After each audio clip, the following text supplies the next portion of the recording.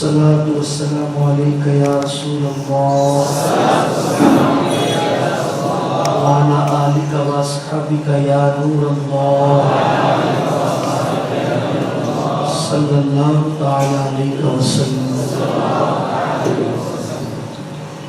تو ہے وہ غوث کی ہر غوث ہے شیدا تیرا، تو ہے وہ گیس کی ہر گیس ہے پیاسا تیرا، راج کی شہر میں کرتے نہیں تیرے خدام، باج کس نہر سے لیتا نہیں دریا تیرا.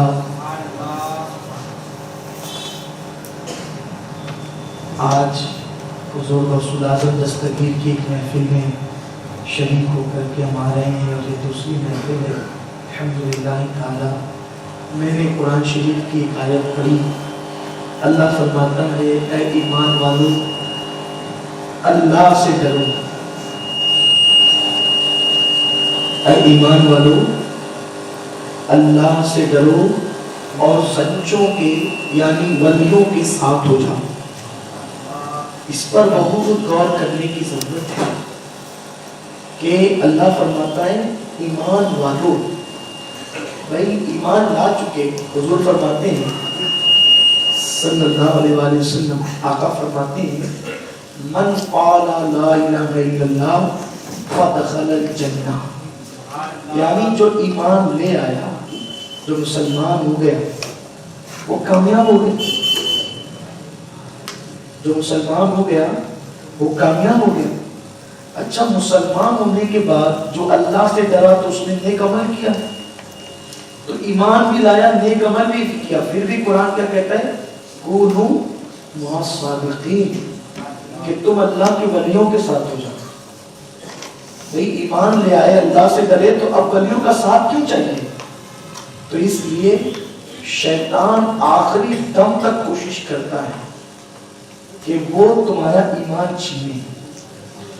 اگر تمہارا تعلق کسی ولی سے ہو جاتا ہے، کسی ولی سے ہو جاتا ہے تو پھر شیطان تمہارا ایمان چھیننے کی ہمت دے گا. اب شیطان تمہارا اپنی پہچان تو نہیں سکتا. آپ دیکھنا اپنے اجتماع میں جب اپنے بڑے بڑے اجتماع ہوتے ہیں تو اس میں موبائل چور لوگ آتے ہیں. ایک پروگرام سٹیزن کمپلیکس میں ہوا تھا، اس میں ہمارے اسٹیج کے مولانا لوگ کا موبائل چوری ہو گیا، لیکن اسٹیج پہ کسی نے پہچانا نہیں کہ چور کون ہے. اسٹیج پہ بھی چور آ گیا. مسجد میں بھی لوگ موبائل چوری کر کے لے جاتے ہیں مگر ہم ان کو پہچان نہیں پاتے. لیکن جو پولیس والے ہوتے ہیں نا وہ چہرہ دیکھ کے پہچانتے ہیں. ہم کیوں نہیں پہچان پاتے اب وہ کیوں پہچان لیتے ہیں؟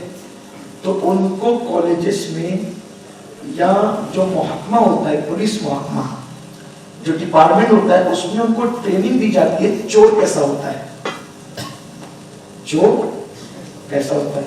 اگر چور داڑھی بھی رکھ لینا تو پولیس والے اس کو پہچانتے ہیں چور ہے. چور اچھا آج کل کے چور، پہلے ہمارے بچپنے میں ہم لوگ کو یہ تصور دلایا جاتا تھا، آپ کے بھی جو لوگ 30-35 سال کے ہوں گے 40 سال کے ہوں گے، کہ چور جو ہوتا ہے نا وہ کالا منہ کر کے آتا ہے، اس کے پھٹے پرانے کپڑے ہوتے ہیں، اور ہم لوگوں کے بچپنے میں ایسے چور ہوتے تھے. لیکن اب جو چور آتے ہیں نا وہ جینس ٹی شرٹ ایک دم پوٹے بند کر آتے ہیں. آپ شک بھی نہیں کر سکے. میں جینس والوں کی توہین نہیں کرتا ہوں، یعنی ہر جینس والا چور نہیں ہوتا ہے، لیکن ایسا ہے. کبھی کبھی وہ کرتے پاجامے میں بھی آ جاتے ہیں، کبھی کبھی وہ کرتے پاجامے میں بھی آ جاتے ہیں، کبھی ٹوپی لگا لیتے ہیں، کبھی رومال باندھ لیتے ہیں. یعنی کسی کو شک نہ ہو لیکن پبلک ان کو نہیں پہچان پاتی. ایک مرتبہ میرے ساتھ ایسا واقعہ ہو گیا، میں اجمیر شریف گیا.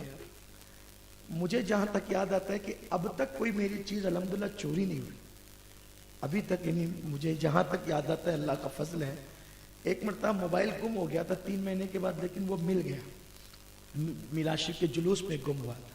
کیونکہ میری عادت ہے جب بھی کوئی چیز گم ہوتی ہے میں فوراً کہتا ہوں جس نے میں نے اس کے لیے حلال کر دیا. کیوں اس کے لیے حلال کر دیا؟ اس لیے کہ اس کو چوری کا گناہ نہیں ملے اور میری وجہ سے وہ قیامت کے دن پکڑا نہ جائے. میں کہتا اللہ میں نے اس کو حلال کر دیا. تب جب اصل میں مجھے یہ طریقہ کہاں سے ملا؟ حضرت محبوب الہی کی خانقاہ سے ملا. حضرت نظام الدین محبوب الہی کی محفل سما ہوتی تھی تو اس میں ایک بندہ آیا تو اس کی چپل چوری ہو گئی، پھر دوسرے دن آیا پھر چوری ہو گئی، تیسرے دن آیا پھر چوری ہو گئی. تو حضرت محبوب الہی اس نے حضرت میں خانقاہ میں آتا ہوں روز میری چپل کوئی چرا لے جاتا ہے، اور جو تو نے چپل چرائی نا بول کے میں نے اس کو حلال کر دیا. تو جو چپل کو اس نے حلال کیا وہ چپل مل گئی اس کو. تو حضرت یہ کیسے ہو گیا؟ فرمایا کہ جو چور کا پیٹ ہے نا وہ حرام کھانے کا عادی ہو گیا ہے، وہ حرام کھانے کا عادی ہو گیا ہے تو اس کو حرام ہی چلتا ہے. وہ جب تو نے کہا نا کہ میں نے حلال کر دیا تو حلال اس کا پیٹ قبول کیسے کرتا تھا؟ اس نے واپس لا کے رکھ دیا. تو یہ ہوتا ہے. تو یہ بڑی مزے کی بات ہے نا. تو ایک مرتبہ میں اجمیر شریف گیا تو سرکار غریب نواز کا گنبد میں دیکھتے کھڑا تھا. میری عادت ہے کہ جب اندر مختصر وقت میں فاتحہ پڑھ لی اور پھر گنبدی دیکھتے رہتے ہیں، درود شریف پڑھتے، جو بھی کرنا ہوتا ہے کرتے رہتے ہیں. تو میں گنبد دیکھتے کھڑا تھا، فجر کا وقت تھا اور تھوڑا سا ایک بے خودی کی کیفیت تھی. تو جبہ پہنا تھا، ڈھیلا ڈھالا جبہ تھا. چور نے ایسی جب وہ استادی سے اس نے نکالا، مجھے خبر بھی نہیں ہوئی، لیکن جو میرے پیچھے کھڑا تھا اس بندے نے اس کو دیکھ لیا تو اس نے اس کو پکڑ کر مولانا دیکھو اس نے آپ کی جیب سے چوری کیا. تو میں نے اس کو پکڑا، میں نے کہا کہ تو نے چوری کی؟ نہیں اس نے چوری کی. حالانکہ وہ بندے کو میں نے دیکھا وہ ایسا نہیں تھا، وہ مخلص لگتا تھا. میں نے کہا دیکھ پیسے تو تیرے ہاتھ میں ہے نا، غریب نواز کی چوکھٹ ہے، میں تجھے پکڑا دیتا ڈپارٹمنٹ کے پاس، لیکن مجھے اچھا نہیں لگتا کہ ایسے آقا کی چوکھٹ پر میں کسی کے ساتھ جو ہے وہ اس کو پکڑا دوں اور اس کو مصیبت میں ڈال دوں. توبہ کر آئندہ چوری نہیں کرتا. اس کو نصیحت کی. لیکن کہنے کا مطلب یہ سب باتیں کہ آپ چور کو پہچان کبھی نہیں سکتے، ہم اور آپ چور کو نہیں پہچان سکتے، لیکن ڈپارٹمنٹ کے لوگ دیکھیں گے اور پہچان جائیں گے کہ یہ چور ہے. اچھا کبھی بھی پورے شہر میں کہیں بھی چوری ہوگی نا تو مخصوص لوگ کو پکڑتے ہیں اور ان کے پاس پھر وہ سراغ بھی مل جاتا ہے. یہ چیز ایک وہ ہے. تو چور کو وہ چہرے سے پہچانتے کیوں؟ ان کی حرکتوں سے پہچانتے کیوں؟ کیونکہ چور کو پہچاننے کی ٹریننگ ان کو دی جاتی ہے. تو اللہ تبارک و تعالیٰ اپنے ولیوں کے دل پر ایسی توجہ کرتا ہے کہ وہ شیطان کو پہچاننے کی ٹریننگ حاصل کرتے. شیطان کو ہم آپ نہیں پہچان سکتے. شیطان کبھی کتا بن کر آتا ہے، کبھی بلی بن کر آتا ہے، کبھی انسان بن کر آتا ہے. اللہ نے اسے اختیار دیا وہ سب کی شکل بنا سکتا ہے، لیکن وہ رسول اللہ کی شکل نہیں بنا سکتا. ہاں تو کسی بھی شکل میں آئے گا، تو کسی بھی شکل میں آئے گا تو ولی اس کو پہچان لے گا. تو اللہ جو کہتا ہے نا کونوا مع الصادقین، کہ تم میرے ولیوں کے ساتھ ہو جاؤ، تو اس لیے کہتا ہے کہ جب تمہارے سر پر ولیوں کا سایہ ہوگا اور شیطان جب تمہیں بہکانے کی کوشش کرے گا تو اس وقت تو ولی اس کو پہچان لیں گے کہ یہ شیطان ہے اور وہ تمہاری رہنمائی کر کے تمہارا ایمان بچا لیں گے. تو اسی وابستہ ہونے کو کہتے ہیں پیر سے مرید ہو جانا. پیر سے مرید ہو جانا. لیکن اب ہر پیر تو ولی نہیں ہوتا، تو وہ شیطان کو کیسے پہچانے گا؟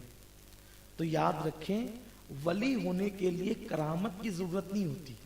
اگر پیر سنی صحیح العقیدہ پابند شرع ہے تو یہ سمجھ لیجئے کہ اللہ تبارک و تعالیٰ اس کا روحانی فیضان تمہیں عطا فرمائے گا. اگر وہ تمہاری مدد نہیں کر سکا تو اس کا پیر تمہاری مدد کرے گا، اور وہ مدد نہیں کر سکا تو اس کا پیر مدد کرے گا. وہ نہیں کر سکا تو پیرانے پیر سے تمہارا تعلق جڑے گا تو وہ مدد کرے گا. ایک مرتبہ کا واقعہ حضرت فخر الدین رازی رحمت اللہ علیہ. یہ فخر الدین رازی کون ہے؟ یہ بہت بڑے عالم ہیں، بہت بڑے مفسر ہیں. ان کی تفسیر کبیر پوری دنیا میں پڑھی اور پڑھائی جاتی ہے، لوگ تفسیروں کا حوالہ دیتے ہیں. جب ان کا انتقال ہونے لگا تو ان کے ماموں حضرت نجم الدین کبریٰ جو ان کے پیر بھی تھے، یہ وضو کر رہے تھے، ان کے پیر و مرشد. تو وضو کرتے کرتے اچانک لوٹا اٹھا کر کے پھینکا اور غصے میں کہا فخر الدین تو یہ کیوں نہیں کہہ دیتا کہ میں اللہ کو بغیر دلیل کے ایک مانتا ہوں. اللہ کو بغیر دلیل کے ایک مانتا ہوں، یہ کیوں نہیں کہہ دیتا تو مریدوں نے کہا حضور فخر الدین یہاں کا، فخر الدین تو اپنے گھر ہے، اپنی خانقاہ میں ہے، اور آپ نے کس کو لوٹا پھینک کر کے مارا؟ فرمایا فخر الدین کے انتقال کا وقت آیا، شیطان اس کے پاس آ کر کھڑا ہوا اور کہنے لگا کہ اللہ کے ایک ہونے کی دلیل کیا ہے؟ تو فخر الدین نے 360 دلیلیں دی اور شیطان نے ساری دلیلوں کو رد کر دیا۔ قریب تھا کہ فخر الدین لاجواب ہوتا اور کافر ہو کر مرتا، تو میں نے شیطان کو لوٹا پھینک کر کے مارا اور کہا کہ یہ کیوں نہیں کہہ دیتا کہ میں اللہ کو بغیر دلیل کے ایک مانتا ہوں؟ فخر الدین نے اتنا کہا شیطان کو، ہم اللہ کو بغیر دلیل کے ایک مانتے ہیں۔ اتنا سنا شیطان نے اور بھاگ گیا، اور فخر الدین کلمہ پڑھتے پڑھتے دنیا سے گیا۔ یہ تو نجم الدین کبریٰ کی شان ہے، لیکن میرے آقا غوث پاک کی شان کیا ہے؟ حضور غوث الاعظم دستگیر فرماتے ہیں کہ جو میرا مرید ہے، مرید مطلب میرے طریق پہ چلنے والا، مجھ سے محبت کرنے والا، اللہ نے مجھ سے وعدہ کیا ہے کہ میرا مرید توبہ کے بغیر نہیں مرے گا اور اس کا خاتمہ ایمان پر ہوگا۔ اسی لیے اعلیٰ حضرت امام اہل سنت کہتے ہیں رضا کا خاتمہ بالخیر ہوگا اگر تیرا کرم شامل ہے یا غوث۔ اور غوث پاک کو ولیوں میں کیا شان حاصل ہے، اللہ اکبر۔ ایک مرتبہ حضور غوث پاک اصل میں جب خطاب کرتے تھے تو آپ کی محفل میں 70 ہزار لوگ آتے تھے۔ اس دور میں 70 ہزار آنا بہت بڑی بات تھی، اور یہ یعنی کہ یہ اخباری رپورٹ نہیں ہے، یہ سچی رپورٹ ہے، کیونکہ اخبار میں کیا آتا ہے 10,000 آتے تو کہتے 1 لاکھ آئے، اب کون گننے جائے گا 1 لاکھ تھے کہ کتنے تھے؟ تو 70,000 کا مجمع اس دور، آج سے 900 سال پہلے 70,000 کا مجمع کتنی بڑی تعداد تھی۔ تو ایک مرتبہ تو جب 70,000 غوث پاک کے یہاں آتے تھے تو دوسرے مولانا لوگ کے یہاں، مولویوں کے یہاں، خطیبوں کے یہاں کوئی نہیں جاتا تھا، تو ان کی محفل سنی ہوتی تھی۔ تو 100 لوگوں نے، 100 خطیبوں نے ایک پلان بنایا اور کہا جب غوث پاک بیان کریں گے نا تو اس وقت ہم 100 کے 100 کھڑے ہو جائیں گے، الگ الگ کونے میں بیٹھیں گے اور کھڑے ہو جائیں گے اور پوچھیں گے اس کا مطلب کیا ہے، اس کا مطلب کیا ہے، ان کا امتحان لیں گے۔ وہ آئے، کیونکہ آپ کا بیان میدان میں ہوتا تھا، غوث پاک نے سب کو دیکھا ایسے، تو وہ جو سوال لے کر آئے تھے وہ سب بھول گئے اور بیٹھے کے بیٹھے ہی رہ گئے۔ سرکار غوث الاعظم دستگیر نے جب وہ سوال ان کو بلا، صرف نظر ڈالی اور سوال بلا دیا، اور جب سوال بلا دیا پھر جب وہ اب ایک آدمی کوئی چیز یاد کر کے آتا ہے وہ ذہن سے نکل جاتی ہے تو کیسے بے چینی ہوتی ہے، آپ کے ساتھ بھی ہوتا ہے نا، ارے وہ فلاں کا نام کیا ہے، وہ اب جب تک نام یاد نہیں آئے گا تو دماغ چکر میں رہے گا، ہے نا، ہم کہاں گئے تھے، وہ بس جب تک وہ یاد نہیں آئے گا تب تک دماغ چکر میں رہے گا۔ تو وہ لوگ لے کر آئے تھے سوال اور بھول گئے سب اور دماغ چکر میں، حیران ہے۔ غوث پاک رضی اللہ تعالیٰ عنہ کیا کرتے ہیں، پھر اس کے بعد ان لوگوں کو جب بلا دیا تو پھر جو مسئلہ جو لے کر آیا تھا اس کی طرف دیکھتے ہوئے اس کا ہی جواب دیتے ہیں، پھر دوسرا مسئلہ دیکھتے ہیں اس کی طرف دیکھ کے اس کا جواب دیتے ہیں، تیسری طرف دیکھتے ہیں اس کا جواب دیتے ہیں، حتیٰ کہ سب کے جوابات آپ عطا فرما دیتے ہیں۔ غوث پاک کہتے ہیں لوگوں کے دل میری مٹھی میں اللہ نے کیے، میری مٹھی میں لوگوں کے دل ہیں، اسی لیے میرے دادا مرشد کہتے ہیں حرم تیرا تیرا عجم غوث اعظم، عرب بھی آپ کا ہے، حرم بھی آپ کا ہے، عجم بھی آپ کا ہے۔ غوث پاک جب خطاب کرتے تھے تو عجیب عجیب منچلے آتے تھے اس میں، اور امتحان بھی لیتے تھے غوث پاک کا۔ ایک مرتبہ ایک بہت بڑے بزرگ تھے محدث، وہ بھی آئے، ان کا نام تھا یحییٰ ابن نجا، یحییٰ نام تھا۔ یہ بہت بڑے محدث تھے اور بہت بڑے شاعر بھی تھے، یحییٰ ابن نجا۔ یہ یحییٰ ابن نجا ایک دن آئے اور سوچا یہ غوث پاک تقریر کرتے ہیں لیکن تقریر میں کوئی شعر نہیں پڑھتے، تقریر میں اصل میں تقریر کے درمیان شعر پڑھنا یہ ایک بہت بڑا فن ہوتا ہے مقرر کا، کیونکہ مقرر جو شعر پڑھتا ہے تو ایسے تھوڑی کرتا ہے وہ کہ تقریر کچھ چل رہی ہو شعر کچھ پڑھ دے، اس کا جو مضمون چلتا ہے اس مضمون پر وہ شعر پڑھتا ہے، تو جو لوگ مضمون نہیں سمجھ پاتے اگر شعر پڑھ دو تو پورا مضمون ان کے سمجھ میں آ جاتا ہے۔ تو اس لیے تقریر کرتے کرتے جو مقرر شعر پڑھتا ہے اس کا بڑا فن ہوتا ہے. تو انہوں نے سوچا یحییٰ ابن نجا نے کہ غوث پاک تقریر میں شعر نہیں پڑھتے اور پڑھتے بھی تو بہت کم پڑھتے ہیں. آج میں ان کا امتحان لوں گا کہ وہ کتنے شعر پڑھ پاتے ہیں, وہ کتنے شعر پڑھ پاتے ہیں. اب پہلے تو تقریر میں شعر پڑھنا کوئی فن یعنی کہ بہت بڑا فن ہے, اور ایسا نہیں کہ آپ نے اس کا اٹھا کے گاؤں کے شعراء کا پڑھ دیا, ایسا نہیں. اب آپ کسی ہلکے پھلکے شاعر کا شعر پڑھیں گے تو آپ کا علمی معیار ہلکا ہوگا نا, لوگ کہیں گے ارے وہ تو شعر میں کوئی وزن ہی نہیں تھا, ہے نا, ایسا ہوتا ہے. تو یہ بھی ایک فن ہے کہ آپ جس کا شعر پڑھیں تو وہ بہت بھاری شاعر ہو, آپ جس کی کتاب کا حوالہ کوٹ کریں وہ بہت بڑا مصنف ہو. ورنہ اگر آپ یہ کہیں کہ امین القادری صاحب نے لکھا ہے تو لوگ کہیں او یہ چھوڑنے یار, یہ کوئی بات ہوئی, ان کو کیا آتا ہے. لیکن اگر آپ کہیں گے اعلیٰ حضرت نے لکھا ہے تو لوگ کہیں ہاں واقعی بات بھاری بھرکم ہے, امام غزالی نے لکھا ہے, بھاری بھرکم بات ہوگی, ایسا ہوتا ہے نا. تو اب اگر کوئی شعر پڑھے یار وہ فلاں کا شعر ہے تو کوئی مزہ نہیں آیا. تو اب غوث پاک جس شاعر کا شعر پڑھیں گے, ہم میر اور غالب تو اس دور میں تھے نہیں, اقبال کا تو پتہ نہیں تھا, اور یہ میر غالب اقبال کون ہے, ان کے غلام ہیں. اب غوث پاک نے شعر پڑھنا ہے کتنے بڑے شاعروں کا, کتنے بڑے شعراء کا شعر پڑھنا ہے, اور اس کے بعد پھر اپنے فن پر پڑھنا ہے, اپنی تقریر کے مطابق پڑھنا ہے. تو یحییٰ ابن نجا نے کیا سوچا کہ میں انگلیوں پر شعر گنوں گا, تھک جاؤں گا گنتے گنتے. تو ایک کام کرتے ہیں, ڈورا لے کر چلتے ہیں. غوث پاک جتنے شعر پڑھیں گے اتنے گاٹی باندھیں گے, 2 پڑھیں گے 2 گاٹی, پھر بعد میں گھر آ کے کاؤنٹ کریں گے, کیونکہ ڈورا چھپا کے رکھنا ہے. کاؤنٹ کریں گے کہ کتنے شعر پڑھے تھے, پھر ان کی صلاحیت پتہ چلے گی. اور انہوں نے کیا کیا, 70,000 کے مجمع میں سب سے اخیر میں جا کر بیٹھ گئے, ایک دم اینڈ پر. اب ہم لوگوں کے یہاں جو پبلک ہوتی ہے, میں سمجھتا ہوں کہ محرم شریف میں عاشورہ میں اپنے ہزاروں لوگ ہوتے ہیں, لیکن جے ٹی کے گیٹ پر, گراؤنڈ کے گیٹ پہ کون کیا کر رہا ہے, اسٹیج والوں کو کیا خبر, کسی کو پتا ہے, کوئی خبر نہیں. بس اللہ کے نام پر ٹکے رہتے ہیں کہ اب جو ہو رہا ہوگا, کوئی چوری کر رہا ہوگا چوری کر رہا ہوگا, جو جھگڑا کر رہا ہوگا جھگڑا کر رہا ہوگا. اب بتائیں, لیکن وہ کتنے بھی لوگ, ہزاروں ہوتے ہیں, میں تو یہ کہنے کی ہمت نہیں کرتا کتنے, لیکن ہزاروں ہوتے ہیں, لیکن 70,000 نہیں ہوتے. ہزاروں ہوتے ہیں لیکن 70,000 نہیں ہوتے. تو اب 70,000 میں سب سے آخری میں جا کر کے بیٹھے ہیں.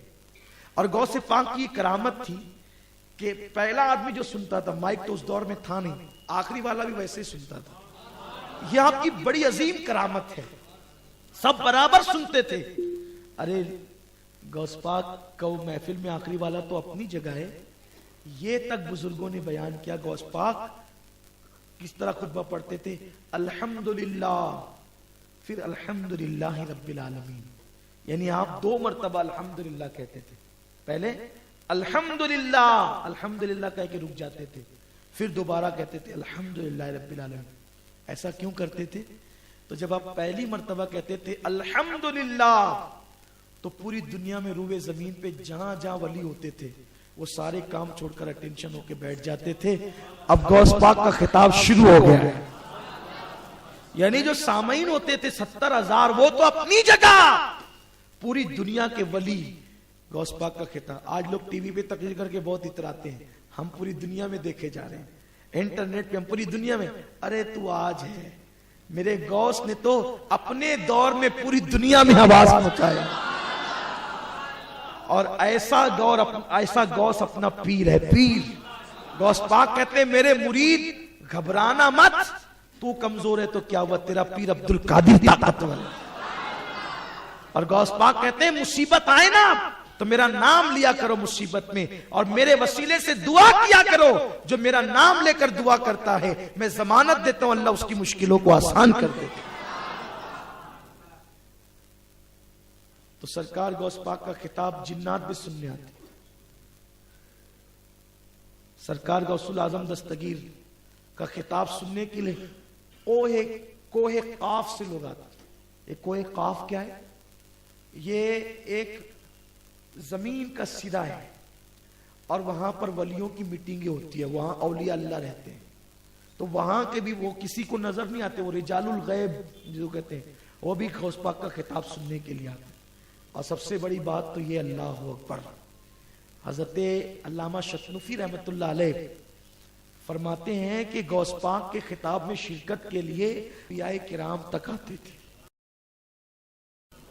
انبیاء، معمول انبیاء بھی آتے تھے حوصلہ کے لیے۔ غوث پاک میں حضور علیہ السلام بھی تشریف لاتے تھے۔ میں نے ابھی وہ محفل میں ایک روایت پڑھی کہ غوث پاک کی محفل میں ایک مرتبہ حضور علیہ السلام حضرت موسیٰ علیہ السلام کو ساتھ میں لے کر آئے اور کہا موسیٰ دیکھو یہ میرا بیٹا ہے، یہ میرا بیٹا ہے۔ کیا شان ہے غوث پاک کی، جس پر سب ناز کرتے ہیں اس پر میرے نبی ناز، میرے نبی پہ سب ناز کرتے ہیں اور نبی میرے غوث پہ ناز کرتے ہیں۔ میرے غوث کی شان کیا ہے؟ ارے ان کا دامن پکڑ لو سب کا دامن مل جائے، ان سے نسبت استوار کرو، ان سے محبت کرو، ان سے پیار کرو، ان سے عقیدت رکھو۔ اگر گھر میں مصیبتیں ہیں، سحر ہے، جادو ہے، تکلیف ہے، کوئی تکلیف ہو، ہر 11ویں کو فاتحہ کراؤ، فقیر سے گارنٹی لے کر کے جاؤ، نئی تکلیفیں دور ہو جائے پھر بھی مجھے آپ آ کر کے کہیے، میں آپ کو غلامی لکھ دوں گا۔ اگر اخلاص کے ساتھ آپ کے گھر میں ہر 11 کو فاتحہ ہوئی اور 6 چھٹی میں غریب نواز کے نام سے 6 اور 11 لازم پکڑ لو فاتحہ، لیکن دل سے، شیرنی کھانے کی نیت سے نہیں، غوث پاک کو راضی کرنے کے لیے، ان کے نانا جان کو، رسول پاک کو راضی کرنے کے لیے۔ پھر دیکھو اور بچوں کو لے کر کے بیٹھو اور غوث پاک کے وسیلے سے دعا کرو، ہر مشکل آسان ہوگی، ہر مشکل آسان ہوگی، کیونکہ غوث پاک نے کہا ہے نا میرے نام لے کر کے دعا کرو اللہ تمہاری ہر مشکل آسان کرے گا۔ اور غوث پاک نے کیا کہا پتہ ہے آپ کو؟ سرکار غوث پاک فرماتے ہیں اگر کسی نے مشکل میں میرا نام لیا سچے دل سے اور اس کی مشکل آسان نہیں ہوئی تو قیامت کے دن وہ میرا دامن پکڑ سکتا ہے کہ میری مشکل، اور ایسا ہو نہیں سکتا۔ کیوں نہیں ہو سکتا؟ ارے جس نے دین کی مشکل آسان کی، غوث پاک کو محی الدین کہتے ہیں نا۔ کیوں کہتے ہیں محی الدین؟ اس لیے کہ دین مرنے کے قریب تھا، آپ نے اس کو ہاتھ پکڑ کے سہارا دیا، دین زندہ ہو گیا، اسی دن سے لوگ آپ کو محی الدین کہنے لگے۔ یہ غوث پاک کی شان ہے۔ تو غوث پاک کو مصیبت میں یاد کیا کرو۔ حضرت کسی کا وہ شعر ہے نا کہ بلکہ میرے دادا مرشد حضور مفتی اعظم کا شعر ہے، کہاں ہم نے یا غوث اگسنی تو جس دم، کہاں ہم نے یا غوث اگسنی تو جس دم، ہر آئی مصیبت ٹلی غوث اعظم، ہمارا بھی بیڑا لگا دو کنارے، تمہیں نا خدائی ملی غوث اعظم، جو ڈوبی تھی کشتی وہ دم میں نکالی، تمہیں ایسی قدرت ملی غوث اعظم۔ لوگوں کسی کی بات مت سنو، ان سے اپنا رشتہ جوڑو۔ لوگ کہتے ہیں ولیوں سے کیا ملتا ہے؟ ارے جڑ کے دیکھ کیا ملتا ہے۔ کوئی کہے آم کھانے سے کیا ملتا ہے؟ ارے آم کی لذت تو چکھ، پھر پتا چلے گا کہ آم کھانے سے کیا ملتا ہے۔ اس کی لذت جو اس کا ٹیسٹ پتا چلے گا تو پتا چلے گا کیسا لذیذ ہوتا ہے۔ تو ولیوں کی محبت کی برکتیں کب ملے گی؟ جب تم ان سے جڑو۔ جڑنے کا یہ مطلب نہیں کہ بس یوں ہی نام لے لیا، نہیں، بلکہ بزرگوں نے تو یہاں تک فرمایا جو غوث پاک کا نام ناپاکی میں لیتا ہے ابھی بھی اس کو نقصان ہوتا ہے۔ ناپاکی میں بزرگوں نے فرمایا، جب ہمارے یہاں مجلسیں پڑھی جاتی، یہ غوث پاک کی محبت ہم لوگوں کو جو ہے وہ مدرسوں سے اور مولانا لوگ اور کسی کا پیر صاحب لوگ کا واعظ سن کر کے نہیں ملی۔ ہمارے گھر میں برسوں سے غوث پاک کی 11 دن کی مجلس پڑھی جاتی تھی، تو میری دادی مرحومہ وہ مجلس پڑھتے تھے اور وہ مجلس پڑھ کر اس پہ غوث پاک کی زندگی بیان کرتے تھے، اس پہ تقریر کرتے تھے، سمجھاتے تھے۔ قاری صاحب بھی آتے تھے، اس میں ہمارا بچپنا تھا۔ تو ہم کو بچپنے سے غوث پاک کی محبت پلائی گئی ہے۔ غوث پاک رضی اللہ تعالیٰ کی محبت ہمارے گھر کے لوگوں نے ہمارے دلوں میں ڈالا ہے، اور اب وہ جیسے جیسے علم کے قریب ہوتے جائے ویسے ویسے بڑھتی چلی گئی۔ تو اس مجلس میں جو 11 مجلس ہے نا، اس میں لکھا ہوا ہے کہ پہلے جو غوث پاک کا نام ناپاکی میں لیتا تھا وہ مر جاتا تھا۔ حضور علیہ السلام نے کہا عبد القادر میری امت پر رحم کرو، ایسا مت کرو۔ تو غوث پاک نے کہا کہ ٹھیک ہے نانا جان آپ فرماتے ہیں، تو اب میرا نام ناپاکی میں لینے والا مرے گا نہیں، لیکن اس کو نقصان ضرور پہنچے گا۔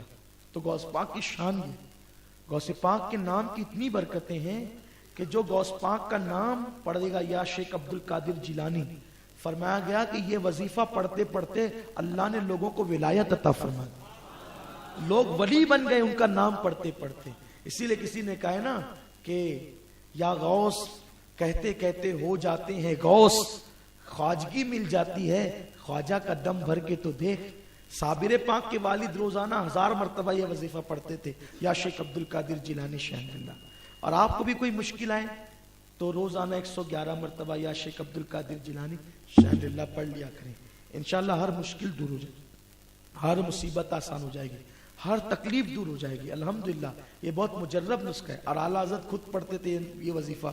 فرماتے ہیں تورے دیکھن کو ترسے جیارا یا عبد القادر جیلانی، ہے لیسا کمثلی چہرہ تیرا یا عبد القادر جیلانی. تن من دھن سب وارت ہوں اور سارے سہاگ اتارت ہوں، شیئن للہ کی جپو مالا یا عبد القادر جیلانی. یہ اعلیٰ حضرت کا نے یہ منقبت لکھی ہے، یہ منقبت عربی زبان میں امام احمد رضا نے لکھی ہے. تو اعلیٰ حضرت خود یہ وظیفہ پڑھتے تھے اور بہت برکتیں، اللہ کے بہت سارے اولیاء یہ وظیفہ پڑھتے رہے. تو سرکار غوث پاک کی بات چل رہی تھی. حضور غوث الاعظم دستگیر کی محفل میں یحییٰ ابن نجا آئے اور سوچا کہ یہ جو شعر پڑھیں گے نا تو میں گاٹھی لگاؤں گا. اور 70,000 کے مجمع میں آخری میں جا کر کے بیٹھ گئے. اب آخری میں بیٹھے تو غوث پاک نے اس دن ہر 2 جملوں پہ شعر پڑھنا شروع کیا. ہر جملوں پہ 2 جملوں پہ ایک شعر. اور ایسا شاعر کا شعر یحییٰ ابن نجا نے کبھی یہ شعر سنے ہی نہیں تھے. ایک شعر سنا چپے سے گاٹھی ماری، دوسرا پھر گاٹھی ماری، تیسرا گاٹھی مارتے رہے. غوث پاک بیٹھے بیٹھے منبر پہ کھڑے ہو گئے اور 70,000 کا مجمع ایک دم آخری میں ہوا. او یحییٰ، میں گاٹھی کھولتا جاتا ہوں تو گاٹھی باندھتا جاتا ہے، کتنی گاٹھی باندھے گا؟ یہ سننا تھا کیونکہ ڈورا 70,000 کا مجمع انہوں نے چھپا رکھا تھا. دوڑتے ہوئے آئے اور قدم پکڑ لیے، حضور مجھے معاف کر دیجئے، میں تو آپ کو کچھ اور سمجھتا تھا، آپ کی شان ہی کچھ اور ہے. اسی لیے اعلیٰ حضرت فرماتے ہیں شکر کے جوش میں جو ہے وہ تجھے کیا جانے. جس کی عقل کام کرنا بند کر دی وہ تجھے کیا جان سکے. شکر کے جوش میں جو ہے وہ تجھے کیا جانے. خضر کے ہوش سے پوچھے کوئی رتبہ تیرا، خضر کے ہوش سے پوچھے، خضر کے ہوش سے پوچھے کوئی رتبہ تیرا. اگر ان کا مرتبہ پوچھنا ہے کوئی خضر علیہ السلام سے پوچھے. خضر علیہ السلام ایک مرتبہ جا رہے تھے، کسی نے پوچھا غوث پاک کا کیا مرتبہ ہے؟ تو خضر علیہ السلام کہتے ہیں اللہ تعالیٰ نے کسی امت میں اور امت محمدیہ میں عبد القادر جیلانی جیسا کوئی ولی پیدا ہی نہیں کیا. دیکھا جبریل کہتے ہیں یا رسول اللہ میں نے مشرق دیکھا، مغرب دیکھا، شمال دیکھا، جنوب دیکھا، لیکن میں نے کسی کو آپ کی جیسا نہیں دیکھا. یہ رسول پاک کے لیے جبریل کہتے ہیں اور غوث پاک کے لیے خضر کہتے ہیں. کسی امت میں ایسا ولی غوث پاک جیسا پیدا نہیں ہوا. سرکار غوث پاک کہتے ہیں اللہ نے مجھے وہ مرتبہ دیا ہے کہ جب میں بھوکا ہوتا ہوں تو مجھ سے کہتا ہے عبد القادر تجھے میری قسمیں کھا لے. جب میں پیاسا ہوتا ہوں تو کہتا ہے عبد القادر تجھے میری قسمیں پی لے. اور جب میں نئے کپڑے نہیں پہننے کا چاہتا ہوں تو مجھے کہتا ہے تجھے میری قسمیں نئے کپڑے پہن. تو تب میں اللہ کے قسم دینے پر یہ کام کرتا ہوں. سرکار غوث پاک کہتے ہیں جو مجھ سے محبت کریں گے، بس اسی پہ گفتگو ختم کرتا ہوں، دل کے کانوں سے سنو. یہ غوث غوث جو ہم کہتے ہیں یہ ایسے ہی تھوڑی کہتے ہیں. لوگ لالچی، ہم لوگ لالچی لوگ ہیں نا، جہاں فائدہ زیادہ ہوتا ہے وہی کرتے ہیں. اور ہم ہی لوگ غوث غوث نہیں کرتے. غریب نواز خود بھی غوث غوث کرتے ہیں. غریب نواز نے غوث پاک کی شان میں منقبت لکھی. کیا لکھی؟ یا غوث معظم نور ہدا، مختار نبی مختار خدا، سلطان دو عالم قطب اولا، حیراد جلالت ارض و سما. یعنی لوگ کہتے ہیں یار غوث تو اللہ ہی ہے، ہم کہتے ہیں تو چھوڑا. تو کہتا ہے غوث اللہ ہی ہے. غوث کا مطلب ہوتا ہے مدد کرنے والا، اور غوث اعظم سب سے بڑا مدد کرنے کا. یہ غوث اعظم تو اللہ ہی ہو سکتا ہے.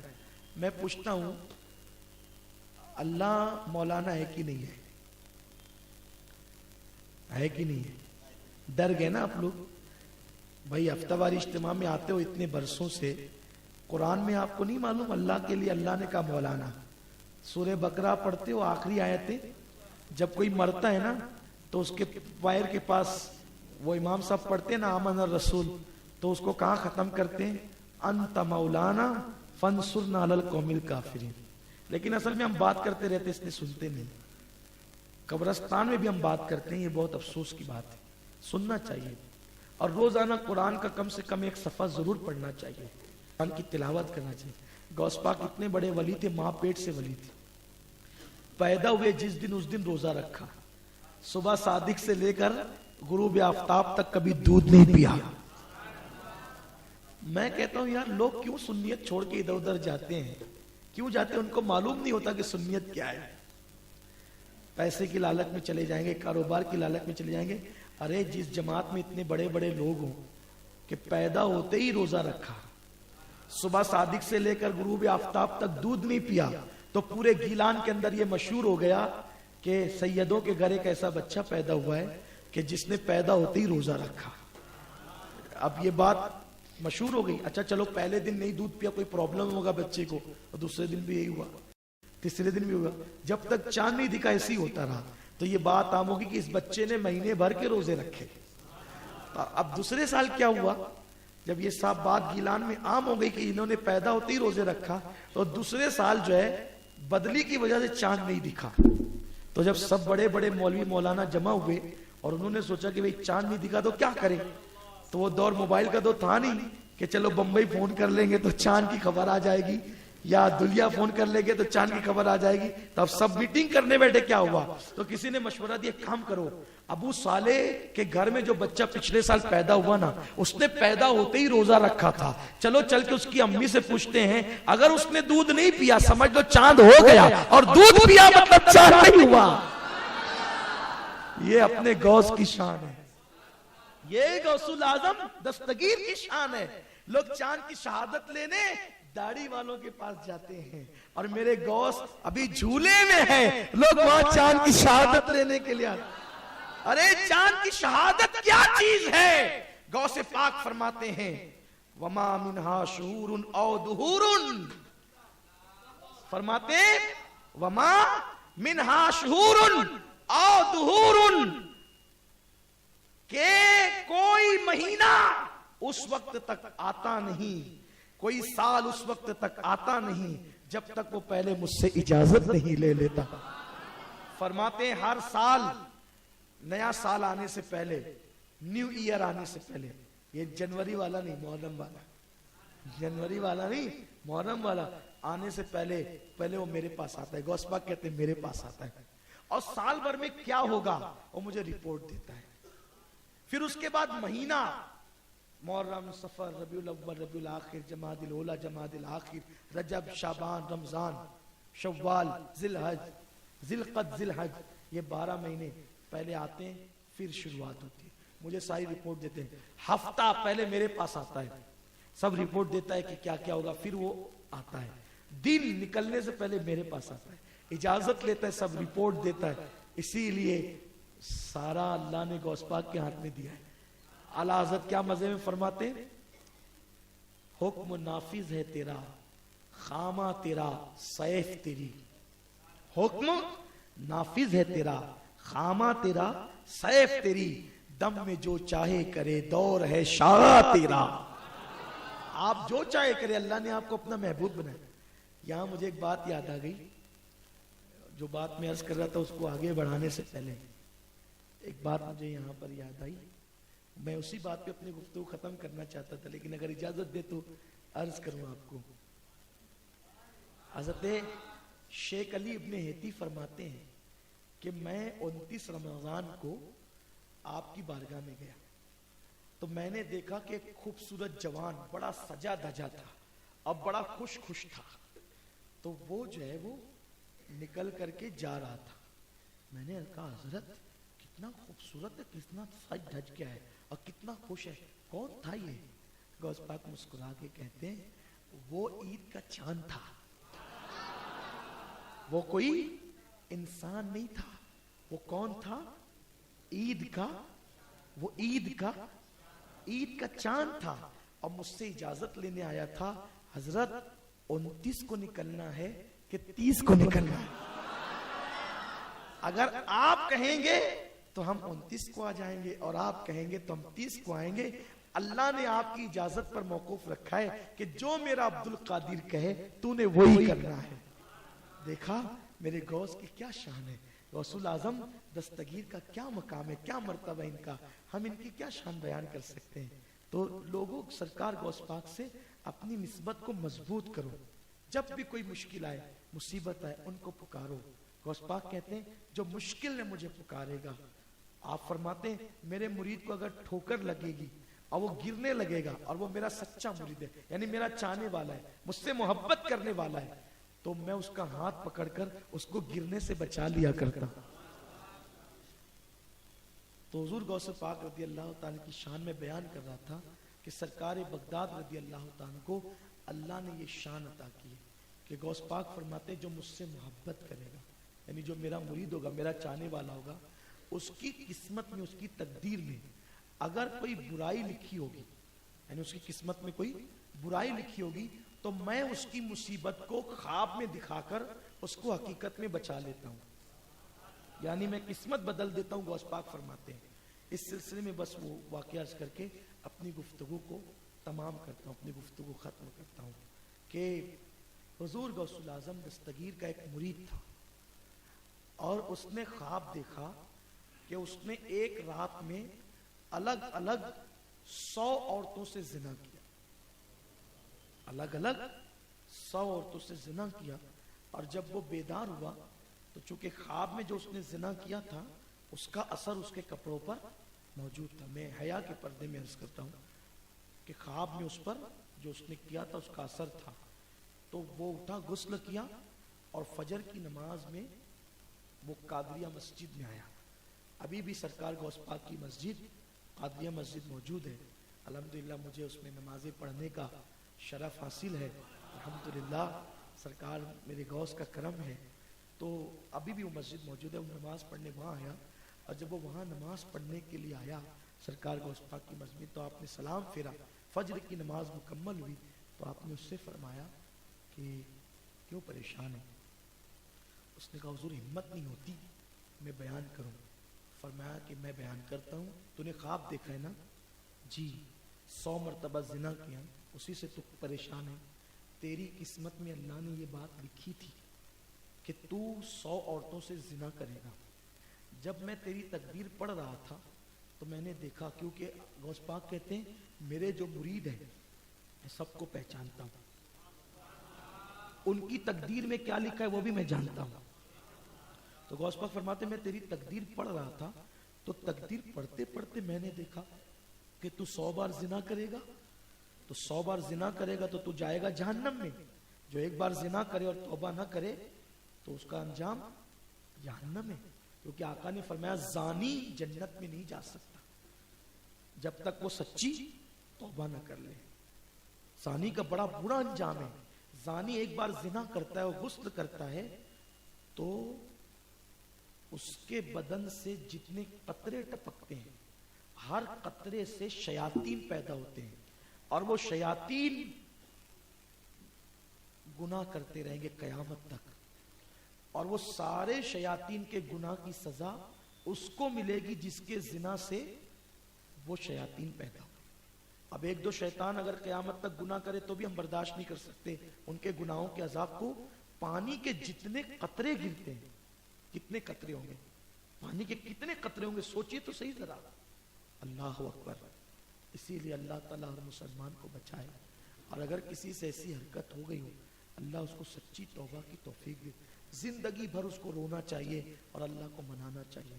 تو غوث پاک فرماتے میں نے جب تیری تقدیر پڑھی کہ تو نے 100 مرتبہ زنا کرنا ہے, اور جب تو زنا کرے گا تو جہنم میں جائے گا, تو میں نے سوچا کہ میرا مرید زنا کرے اور جہنم میں جائے, تو میں نے کیا کیا, اللہ سے عرض کی کہ اللہ تو نے تقدیر لکھی ہے نا, ایک کام کر کہ اس کو تو خواب میں بتا دے.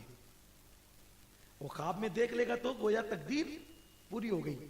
اور آدمی خواب میں کوئی گناہ کرتا ہے تو اس کو گناہ نہیں لے. بھئی آدمی خواب پہ تو آدمی کا کنٹرول نہیں ہے, تو غوث پاک کہتے ہیں میں نے دعا کی, اللہ نے میری دعا قبول کر لی, اور پھر کیا ہوا, جو تیری تقدیر میں تو نے حقیقت میں زنا کرنے والا تھا تو میں نے تجھے وہ زنا خواب میں دکھا کر حقیقت میں تجھے بچا دیا. اسی لیے غوث پاک فرماتے ہیں کہ جو میرے ماننے والے ہیں میں ان کی تقدیر کی مصیبت ان کو خواب میں دکھا دیتا ہوں اور حقیقت میں ان کو بچا لیتا ہوں.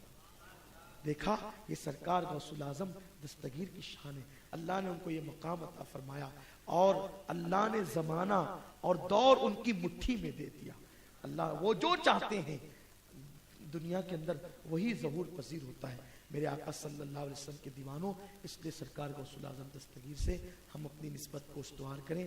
آج تو مختصری گفتگو ہوئی, انشاءاللہ جو ہے وہ 11ویں شب یعنی 9 جنوری کو, 9 جنوری نا جی,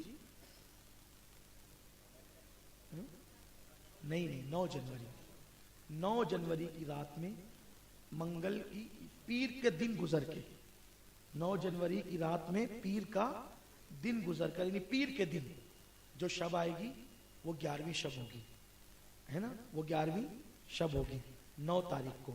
تو 9 تاریخ کو عشاء کے فوراً بعد اپنے مرکز پہ ہر سال جو محفل ہوتی ہے, اس سال وہ محفل ہوگی, اس میں نعت اور منقبتیں پڑھی جائے گی, پھر اس میں ہم بیان کریں گے. اس سال کا جو عنوان ہے غوث پاک کی شان میں کس نے کیا کہا, غوث پاک کی شان میں کس نے کیا کہا, اللہ نے کیا کہا وہاں سے لے کر رسول اللہ نے کیا کہا, مولا علی نے کیا کہا, امام جعفر صادق نے کیا کہا. یعنی یہ نہیں کہ غوث پاک کے خطبے صرف ہم پڑھ رہے ہیں, کس نے پڑھا, اور اعلیٰ حضرت تک ہم آئیں گے, اور اللہ نے توفیق دی تو پیر و مرشد تک آئیں گے, اور کس نے کب کیا کہا تو وہ آپ کو سنائیں گے اور آپ کو پتا چلے گا کہ اپنے غوث کی شان کیا ہے. یہ اسی لیے بیان کرتے ہیں, ان کی یہ شان اپنے کیا بیان کر سکتے ہیں کہ ہمارے نوجوان سنیں گے تو ان کے دل کے اندر محبت پیدا ہوگی, اور یہ غوث پاک سے جڑیں گے تو ان کے اندر ایک مضبوطی آئے گی اور ان کے اندر ایک پیار کا جذبہ پیدا ہوگا, اور غوث پاک سے جڑ گئے نا پھر ٹینشن ختم, دنیا میں بھی کامیاب اور آخرت میں بھی کامیاب. تو یہ عنوان ہوگا, لیکن عشاء کے فوراً بعد محفل شروع ہو جائے گی اور 11 بجے ختم, کیونکہ مرکزی اجتماع نہیں رہے گا, وہ محفل رہے گی. تو اور پھر توشہ شریف کی فاتحہ ہوگی. توشہ مبارکہ کی فضیلت یہ ہے کہ توشہ شریف کی نیاز, ایک بزرگ فرماتے ہیں, صوفی بزرگ, توشہ شریف کی نیاز کو بے وضو بھی نہیں کھا سکتے, اور جس نیت کر کے آپ کھائیں گے تو اللہ وہ آپ کی مراد پوری فرمائے گا. ایک مرتبہ توشہ شریف کی فاتحہ ہوئی اور ایک کوا وہ نیاز کو لے کر کے اڑا اور اس کے منہ سے وہ نیاز چھوٹ گئی اور ایک قبر پہ گری, قبر پہ عذاب ہو رہا تھا. اللہ تبارک و تعالیٰ نے اس قبر سے عذاب کو اٹھانے, چونکہ یہ صوفیاء کرام کہتے ہیں اور یہ سینہ بسینہ یہ روایتیں چلی آتی ہیں, تو اس کو عام طور پہ لوگ مانے نہیں مانے اپنی مرضی کی بات ہے, لیکن یہ ہے. اور ہمارے تو آنکھوں دیکھا حال ہے, ہمارے آنکھوں دیکھا حال ہے کہ ہر سال جو توشہ مبارکہ کی نیاز بڑی 11ویں شریف میں ہوتی ہے, اس کے ساتھ پھول گلاب کے ہوتے ہیں, اس پہ فاتحہ ہوتی ہے, اور وہ گلاب کے پھول اور وہ توشہ کی نیاز کئی لڑکیوں کو دیے, رشتے نہیں آتے تھے, سال آنے سے پہلے ان کی شادیاں ہوئی, کئی لوگوں نے لے کر کے گئے, اولاد نہیں تھی, 5 سال ہو گئے اولاد نہیں تھی, 3 سال ہو گئے, 8 سال ہو گئے اولاد نہیں تھی, لے کے گئے, اللہ تعالیٰ نے ان کو اولاد عطا فرمائی. اصل میں بات عقیدت کی ہے, دل کی ہے, دل جیسا ہوگا عقیدت جیسی ہوگی ویسی برکتیں ملے گی, اور اللہ تبارک و تعالیٰ ویسی نعمتوں سے جو ہے وہ نوازے گا. بڑی فضیلتیں ہیں. رسالت کے پروانوں, ہر سنیچر کو بعد نماز عشاء سنی دعوت اسلامی کے عالمی مرکز اسماعیل حبیب مسجد میں سنی اجتماع ہوتا ہے.